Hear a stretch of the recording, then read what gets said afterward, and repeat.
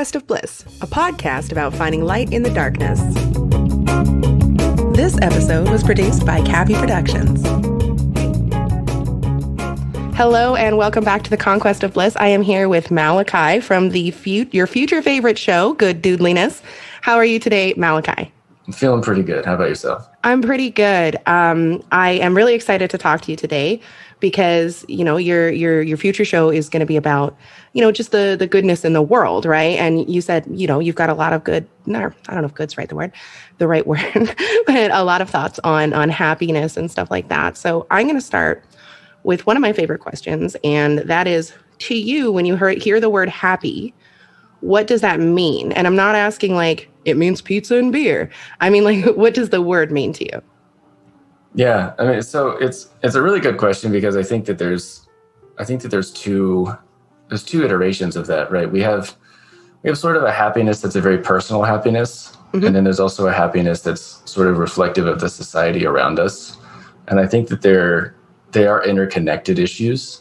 Mm-hmm. But happiness to me just basically means I think it should be like a basal state. Like you should have an underlying state of being not in turmoil, right? Not in peril, not in distress. And I think that happiness should follow from that. So something similar to well-being then. Yeah. So, I mean, yeah, if well-being, physical well-being, mental well-being, economic well-being, there's a lot of things that go into it, which is why your show really attracted me, because it's like what does happiness mean to you? It's well, that's a really good question. How do we answer that? Yeah, and I feel like a lot of people throw the word around without not only without knowing what other people are thinking when they hear it, but without even really knowing what they're thinking when they hear it. And to me, that's always super interesting, the way that we can have an entire conversation and both people walk away thinking that the conversation was saying something completely different from one another. So yeah, I tend to agree, when I use the word happiness, I tend to mean something more similar to well-being than temporary states of joy and things like that. Although I think that falls into it as well. So my next question, and maybe this is a little personal, but do you consider yourself to be a happy person? I generally do. Yeah. I consider myself to be at least moving towards happiness most of the time. And I think that changes. Yeah. But you can't be, I mean, there's you can't experience the peaks without the valleys kind of a thing. Mm-hmm. So I'm under no impression that everyone needs to be walking around with a smile on their face constantly. But, when you go to bed at night, you should probably think that you had a good day, and you should probably think that the next day is going to be a good day. Mm-hmm. Yeah, that totally resonates with me as well. And it kind of ties into this really interesting thing about gratitude, that a lot of people talk about gratitude, and I'm curious what your thoughts are on gratitude, and then I'll share my thoughts and get your thoughts on those, if that makes sense. Yeah, gratitude. That's a good one. I've done a meditation that sort of talks about gratitude, and it's basically trying to express some sort of joy for the things that you have. Mm-hmm. And it's trying to do it consciously. Mm-hmm. We know what it feels like to be happy, and we know what it feels like to have gratitude. Mm-hmm. And because you already know what those feel like, you should be able to invoke them at times, even when you're not necessarily receiving the stimulus that invokes it. Mm-hmm. So that's a good practice to get into. And I would suggest it to a lot of people, is to try to bring a little bit of that joy, a little bit of the gratitude into your life every day. Mm-hmm. So recalling times that made you feel those naturally, or because okay. Can you elaborate a little bit more on that? No, that's a good way to put it. You know what it feels like to be gracious towards someone, and you know what it feels like to be thankful. And if you can try to bring that into your daily life, even if it's something that you did, if you could try to bring that into your daily life, then I think it helps leads towards a happier center. That's a really interesting point that I've never really heard talked about before, is the idea of self-gratitude. And yeah, so I have this very complicated relationship with the idea of gratitude. And I think that a lot of people do, because so often in at least our generations, youth or whatever you want to call it, adolescence or whatever, a lot of the people who were authority figures would say you should be grateful, or you're not grateful enough, or things around that idea. And I don't know if you personally have experienced it, but I know that me and many of my similarly aged peers have. And so when I got older and people were talking about gratitude, I had this chip on my shoulder. And I mean, I'm not going to lie, still kind of do, where it is associated sort of with a feeling of shame for me. Like I was never grateful enough. And so as I've kind of explored and continued my journey, though, I've realized that there is so much value in gratitude. And I think that you're right when you say recalling times that you felt grateful is a really good strategy, as opposed to trying to fabricate a sense of gratitude like lots of us were taught when we were younger. Do you have any thoughts on that? I mean, that idea? Yeah. I mean, when you said like, if someone were to tell me you should be grateful, that feels messy. It feels like someone is trying to tell me what to feel. And it's like, if the conditions weren't right to elicit that response, why are you telling me that they should have been? Mm-hmm. You know, that's, yeah, it feels like someone's trying to tell you how to feel, which is like, that doesn't feel right. It feels like, I mean, it feels like some people might not have the gratitude, but if you don't have gratitude towards an action or towards like a position or, you know, something that you've been put in, maybe there's a really good reason. Mm-hmm. Right? Maybe someone did something for you and you didn't ask for it, or maybe someone bought you the ugliest sweater in the world and you're like, oh, thanks. Yeah, no, gratitude. Like, yeah, it just feels messy to tell someone that they should be feeling a certain thing. Yeah, I couldn't agree more. And I just think it's an interesting thing because people doing that, and I find that it happens a lot less today. You know, like that's not something that I hear even from adults to children as much today as I used to hear in my youth. And it's an interesting thing to me because, you know, where do you go from there? You know, like what are ways to build something that you already have associations with, you know? And so, like I said, I'm always curious what people's thoughts are on that, and people who are of similar age, if they had similar experiences. Like an example in my own life that maybe will help exemplify what I mean is, you know, like my parents obviously worked really hard to take care of me and to, you know, provide for me and stuff like that. And then when there would be conflict, that was often said is, well, you should just be grateful. And it's like, I mean, maybe, you know, like maybe there is something to be grateful for, but instead of highlighting, you know, the ways to feel gratitude, it was often just said that we should. And I mean, I think should is a dangerous word in the best of circumstances. And then they also, I don't think that a lot of parents realize this, but they have an obligation after that you should, to tell you why you should. Mm-hmm. And if they don't have a good reason as to why you should, maybe you should. Mm-hmm. And it's, and I'm not a parent. I plan on being a parent at some point in my life, but like I'm never going to, this is, you know, knock on whatever. It's like, I don't want to have to tell my child how to feel. I want to show mm-hmm. them why they should feel it. And if they don't, then that's something you can work on. But it's not just like, you can't lay down laws of how someone feels. That feels weird. I tend to totally agree. And I think that it's such an interesting thing, the way that like our feelings work, you know, the way that happiness works. And like you said, like, I mean, there are practices that can allow you to feel gratitude in a natural way. And I mean, an approach that worked for me early on before I sort of started to get over my, whatever angst around the term gratitude was just noticing. And like, I use the word appreciation a lot. And for whatever reason, appreciation was really, really helpful for me, even though it's the same concept. But I found that it was really helpful. So like, can you tell me a little bit about your journey? Like, were you always interested in happiness and spreading good vibes and good cheer, I was going to say, but that sounds so cheesy. Good cheer. Or was that something that kind of slowly came, like it often happens for people?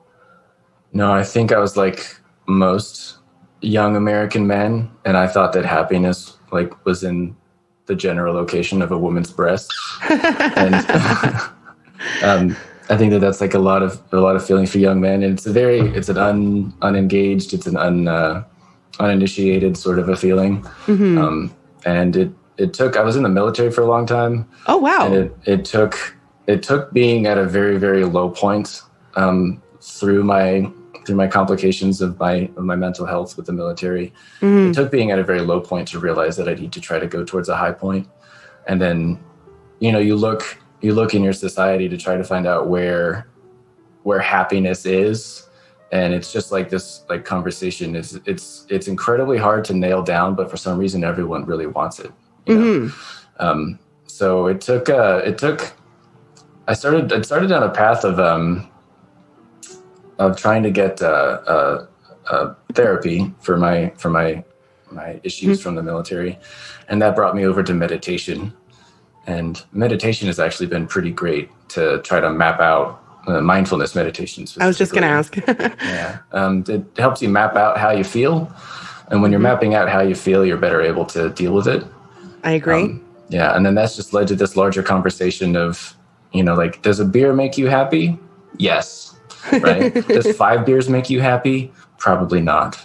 Should you drink alone? Probably not. Right? Like what is the situations that we put ourselves in that actually lead towards some sort of joy?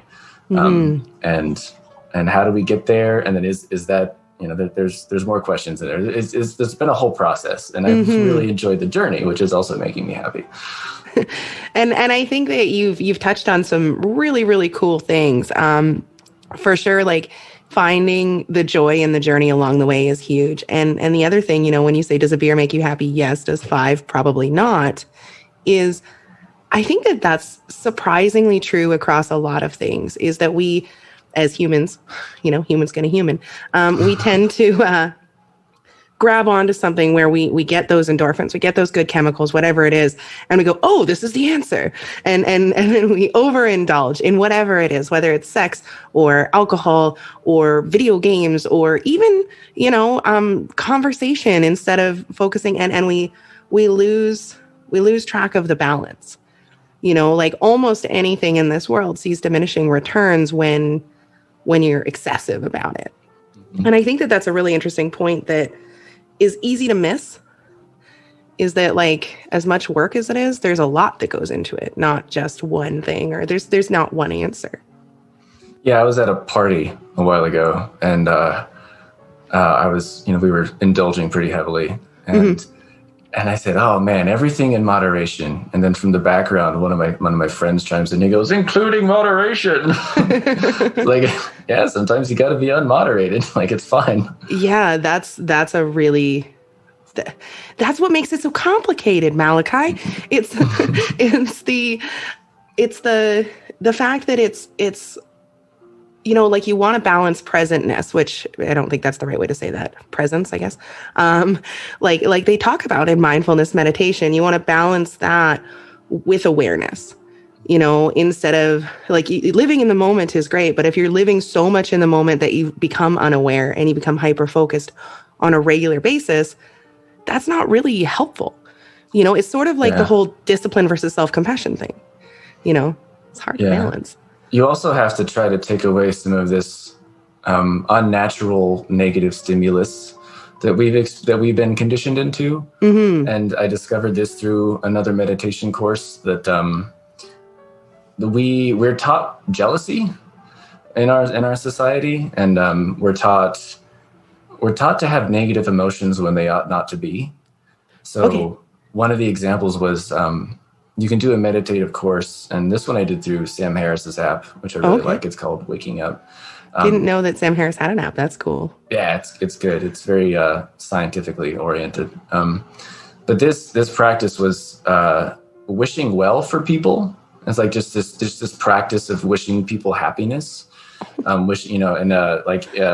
Being happy when your friends have something good happen to them, even when it's not your friends, even when just like colleagues get a raise, or they get some, just we're trained to not be happy for other people's joy, but you can retrain yourself to have this great sense of appreciation for their success and that'll lead to your own feelings of well-being. That's really cool. So it's called Waking Up?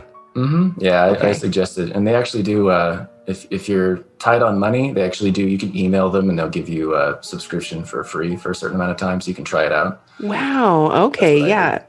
Thank you for sharing that. I'm actually really excited. I said actually. I hate when people use actually as if it's like that makes the thing surprising. Anyways. It's a habit to break. But I really like that, because I also think that celebrating people's successes really brings you like even if you were to take away the mental health factor of it, which I don't think that we should, but even if you were to take away like the well-being factor of it, from a point of view of the values of our society, with quote unquote success and financial, everybody knows. I don't know why I'm trying to explain what the values of our society are. It makes sense, because so even financial success isn't necessarily on the tippy top of people's lists. I mean, there are real conversations to be had about the places where we should get our sources of happiness from and what's been actually conditioned into us. Absolutely. And that's kind of what I'm saying, though, is that like, even if you're still in that space where you're not examining, what we've been conditioned and taught to value, even in that space, celebrating other people's successes is helpful and strategic. Like people are more likely to want to help people who are kind and loving. So really, no matter how you frame it, which is kind of my point, because I really think that there's a lot more value in the well-being side of it and the happiness side of it. But no matter how you frame it, it's valuable to, eschew jealousy and spite and bitterness and revenge. That's the word. I was like, when you get back at someone. And I think that there's value in that, really, no matter how you cut it. And there's so much there's so much noise, like you were talking about, cutting out some of that stuff is super valuable. So, what are some techniques that you might recommend for people to begin to clear some of the hectic noise that's really damaging us? That's a really hard one. I think identifying what happiness is not might help you identify a possible way towards happiness. Mm-hmm.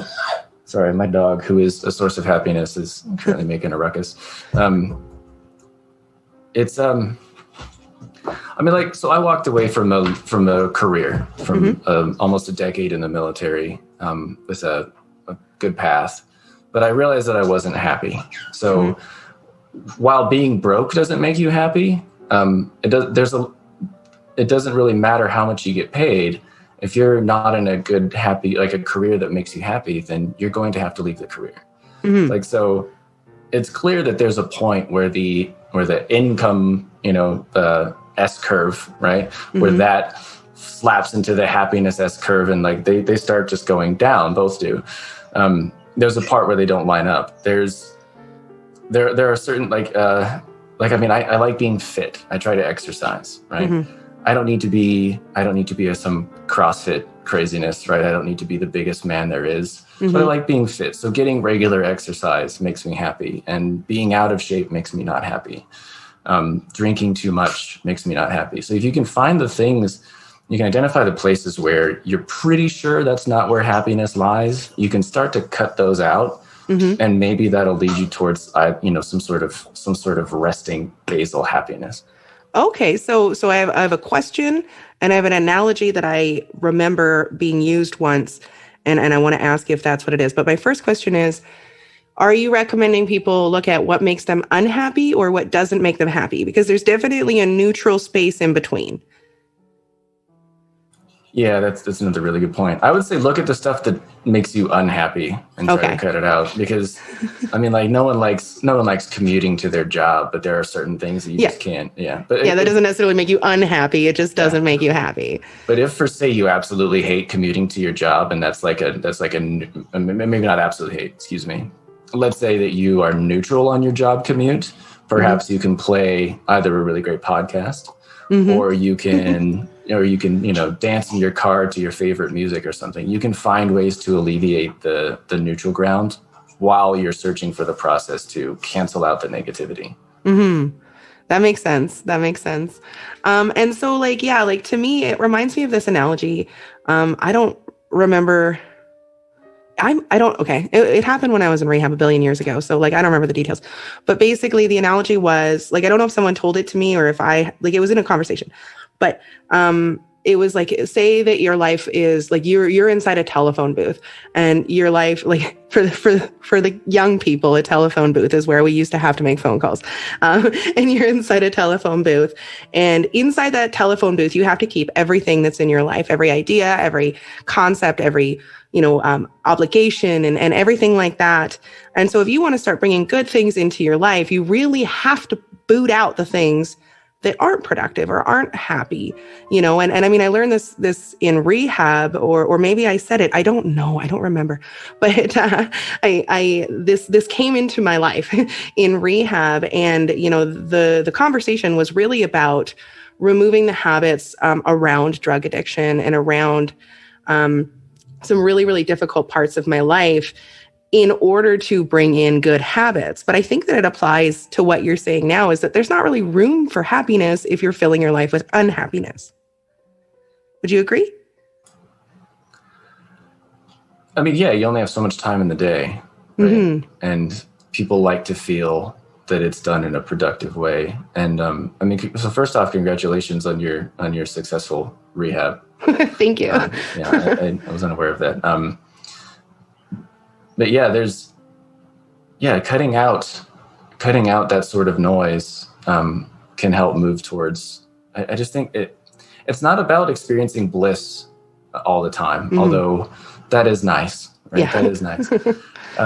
For me, and I think for a lot of people, it is more about being able to get to a position where when you go to bed at night, you are. My dog sneezed. When you go to bed at night, sorry. Bless him. He's such a good boy. When you go to bed at night, you like to feel like you had a good day. And it's not hard to identify generally what a good day is like. It's just, for some reason, it's really hard to go against a lot of our impulses in order to achieve that good day.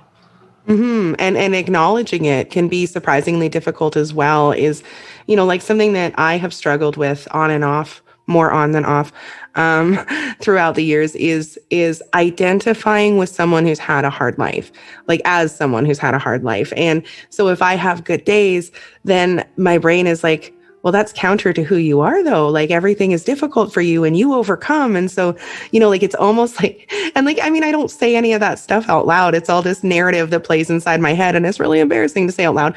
But, so when I go to sleep, or I think about it and I really recognize that I do have a good life, it can be weird, because my brain is like, wait a second, that's not who you are. Who is this woman? And it's super strange. And I imagine I'm not the only one that struggles with that kind of thing. But there's a lot of things. I'm coming sort of to the conclusion that if I struggle with it, there's probably other people who struggle with it.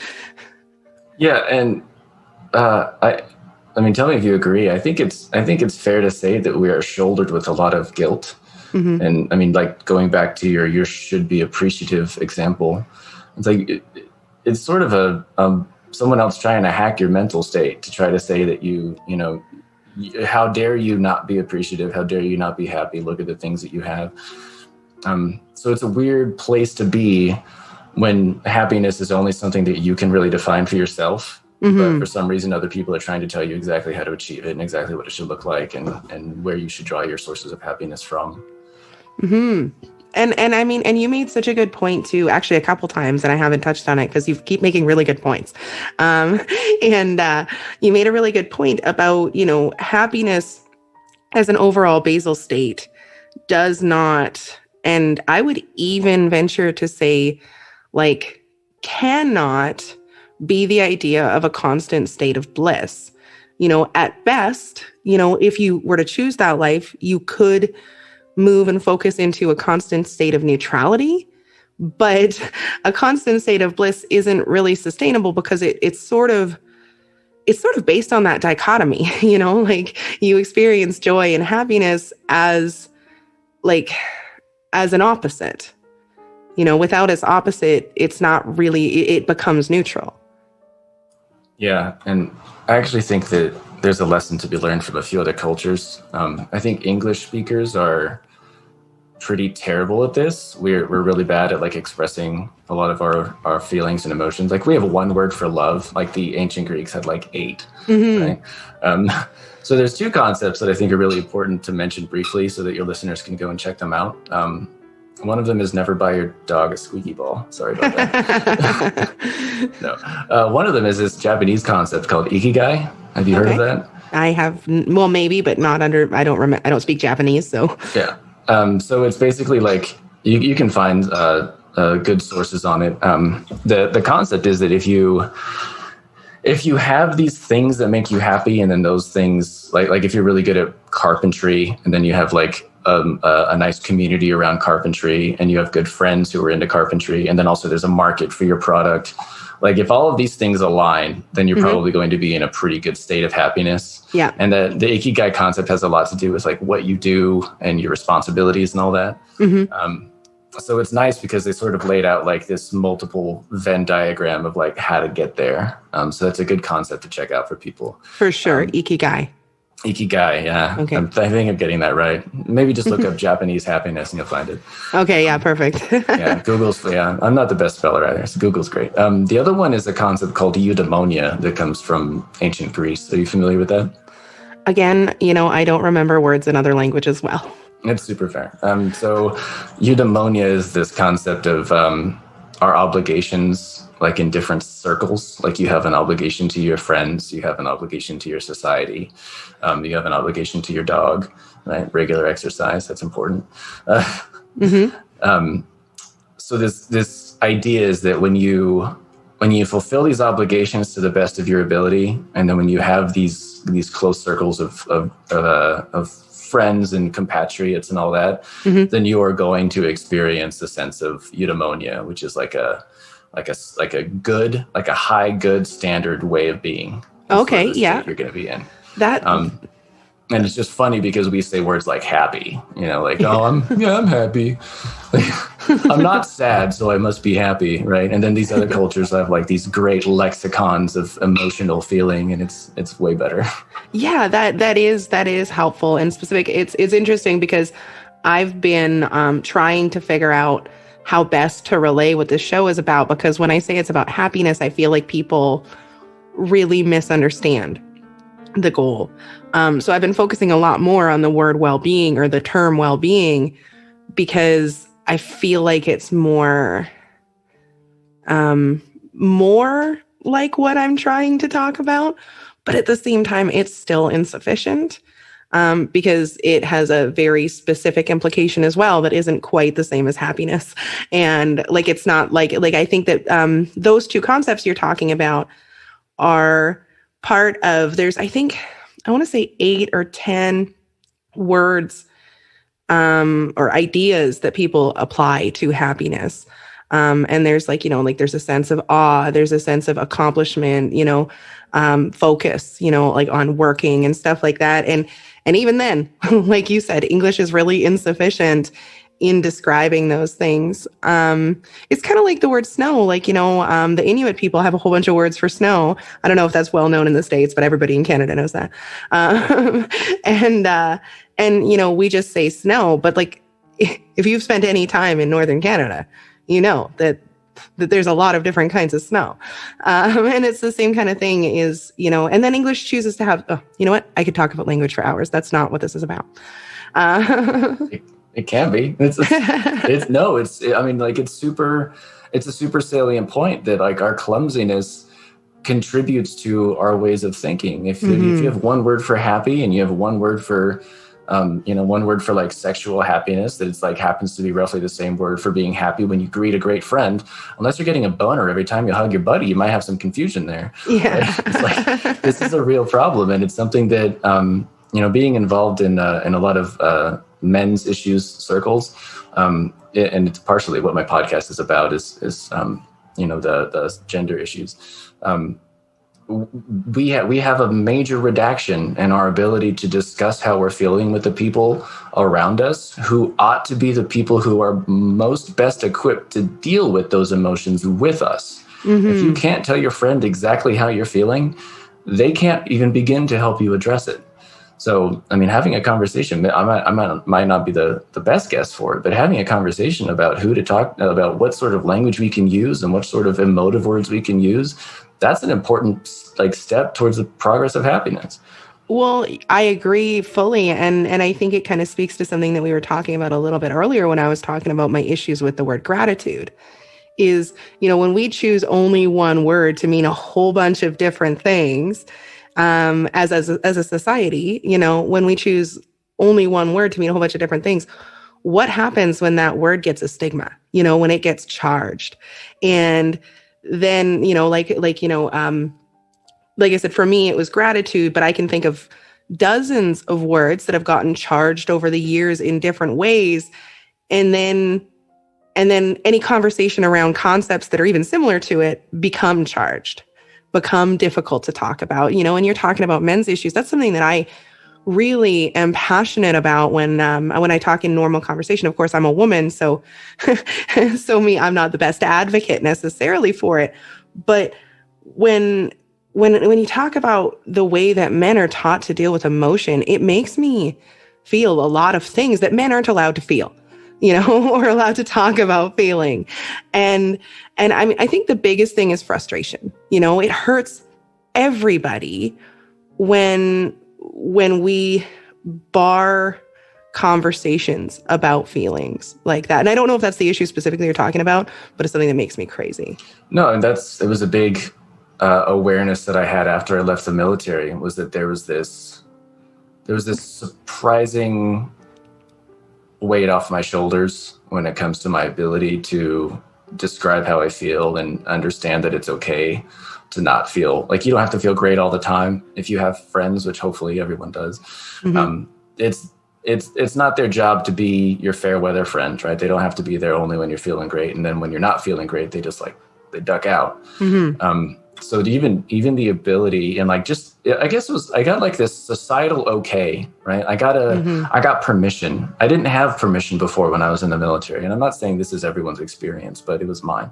I didn't have permission to feel the ways that I felt because they were stigmatized. Mm-hmm. And when I got out of that, and I met my wonderful partner. I've been to Burning Man, which has been an uplifting experience. Nice. I have great friends that are all fairly in touch with their feelings. So when I'm not feeling okay, I can talk about it with people who want to help me mm-hmm. and don't shun the emotions that I'm feeling, which is your support network is massive. It needs to be there. That's really a beautiful thing. And I think that what you're talking about, whether it's in the military or in family or in church circles, or there's just an incredible number of places that stigma is loud and big. And it's really, I don't know what the right word is. I want to say handicapping, how do you move forward with your life when the only emotions that you're allowed to feel are angry, horny, and happy? And everything else is off the table. If you talk about that, then you're not enough of a man. What? Oh, I could get really passionate, and I'm going to try not to, but. I feel you. Hungry's in there too. We're allowed to be hungry. Oh, that's true. That's true.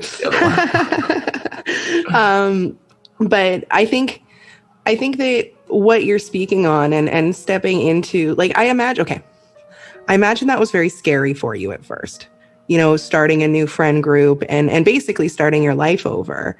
What tools did you use to make yourself try? Yeah. Well, I mean, at first I used inappropriate tools such as alcohol. I also went through divorce at the same time, all this was happening. So, alcohol was one of them. I think, I tried to find purpose in other people. I tried to get very sexually active, and looking back on the nature of those relationships, I'm pretty ashamed mm-hmm. about some of the ways that, I treated them. so you try to find, you reflexively try to go back to all of the things that you know can provide momentary joy. Mm-hmm.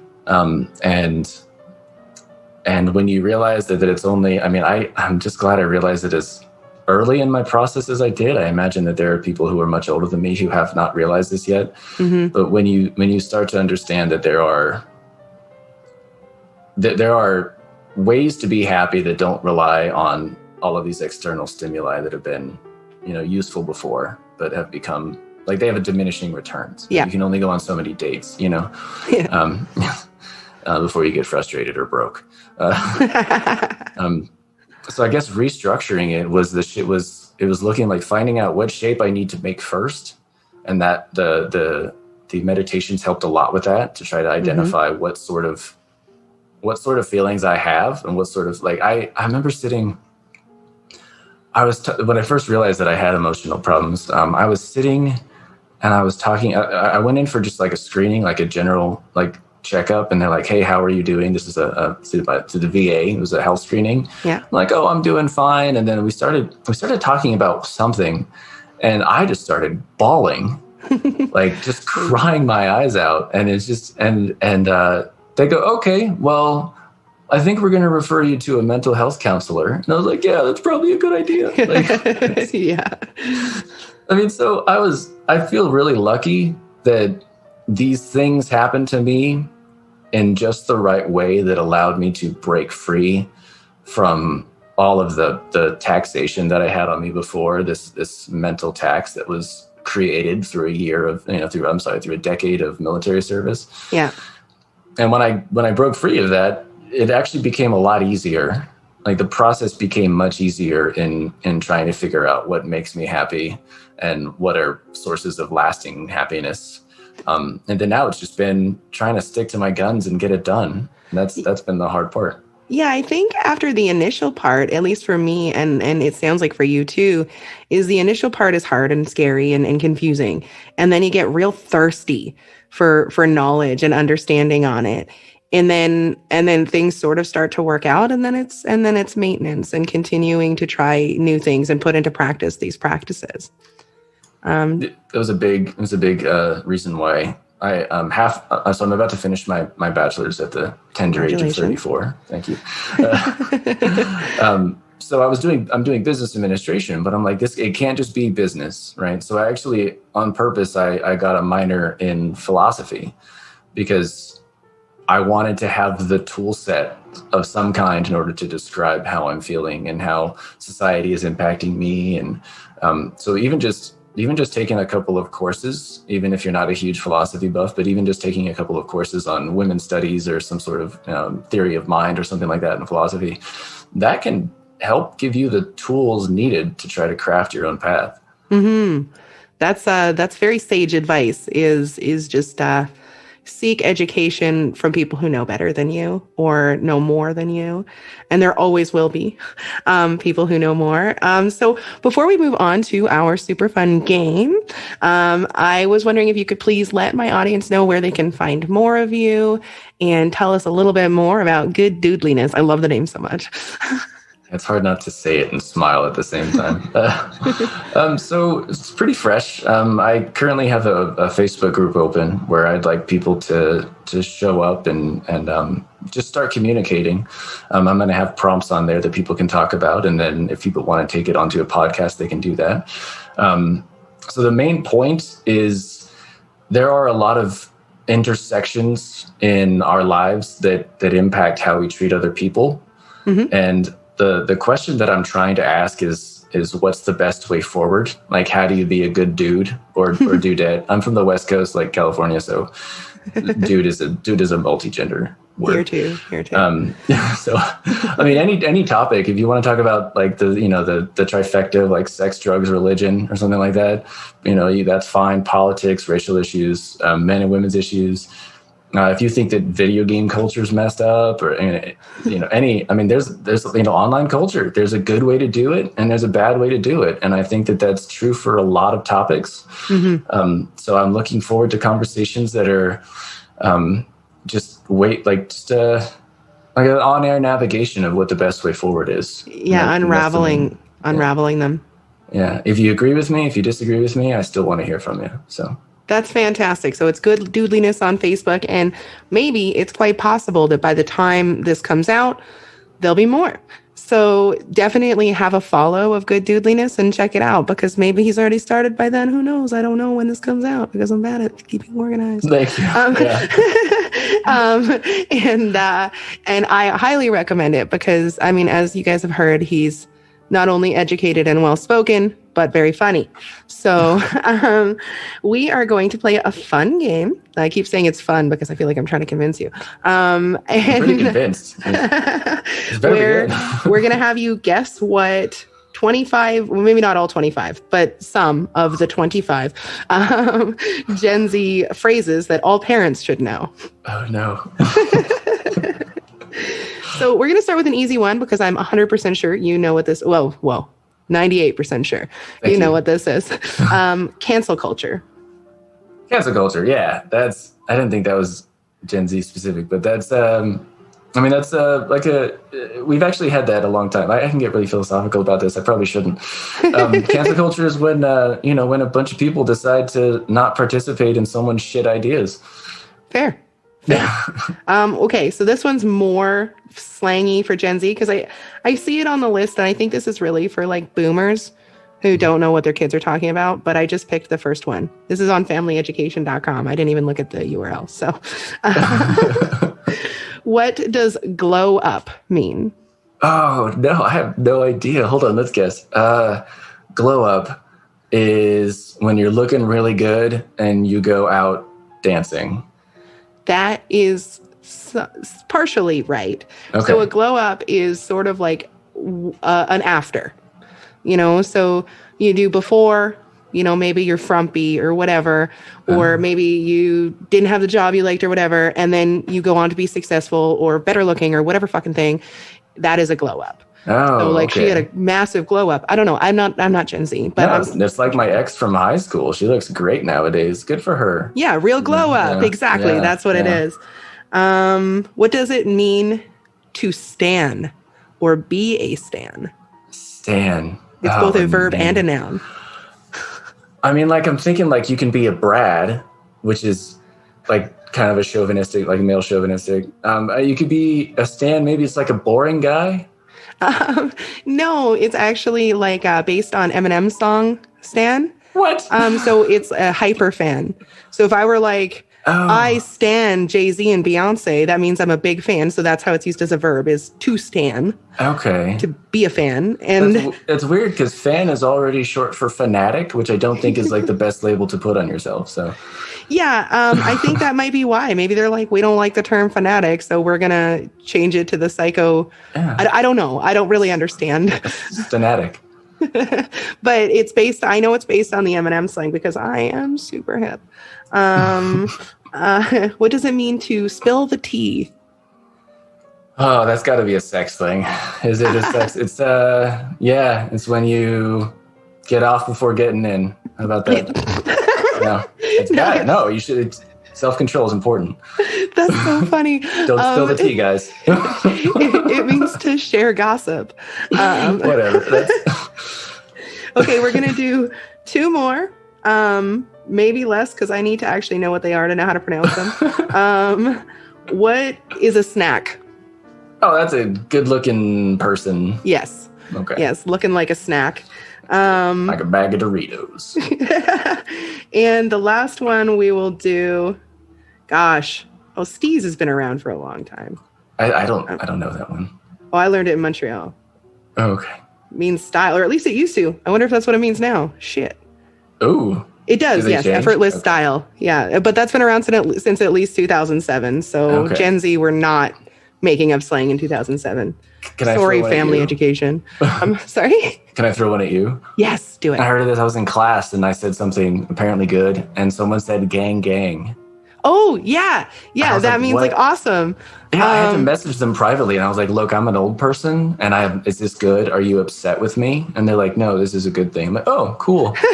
Well, gang, back at you, my friend. Yeah, I had this friend for a while that would always use Gen Z slang, even though he was definitely a millennial. And so I learned like a whole bunch of them through that. Like bet. Do you know what bet means? Yes, but I have a feeling I'm wrong. To make a bet, it's not bet. No, it's more like a confirmation. So if I'm like, yeah, gang, and someone's like, bet, that's like an agreement. Okay. I'm clearly very good at this. So I think that that's enough because I've had enough. And I think you probably have too. No, and it goes to one of my favorite sayings is that words don't have meaning, they have usages, and that's important. Interesting. I always think that like like I said, I'm obsessed with linguistics. Do you ever listen to Lexicon Valley? No, great that sounds podcast. Super good. But the thing that I'm always thinking about is like how fluid language is. You know, like people try to like trap it in a box. And it's like, well, you know, like it's really what's the word for that? Popular demand, not popular popular opinion is what decides what something means. So people can like stand on their haunches. I don't know what the phrase is, but people Probably can not like haunches. Yeah, I don't think it is. Stand their ground as much as they want about like this word means this. But if everybody else thinks that it means something else, like sorry, not sorry, but you're just gonna like hurt yourself trying to use it the way that it's not used. Yeah. I mean, paraphrasing some American pragmatist philosophers, like basically what we're doing is we're just grunting in each other's general direction. And it's just like a happy accident that those grunts equal something that we call true. That's a great point. Yeah. Is we really don't like, okay. Like I said, I could get on for another podcast, this for a long time. Same. I really need to like guest on a language podcast and just geek out. But, anyways, do you have anything you want to add before I say goodbye to my audience? No, it's been great. And I really appreciate this opportunity to talk about something that is awesome. Thank you. I had a lot of fun. And to my audience, I love you. Bye.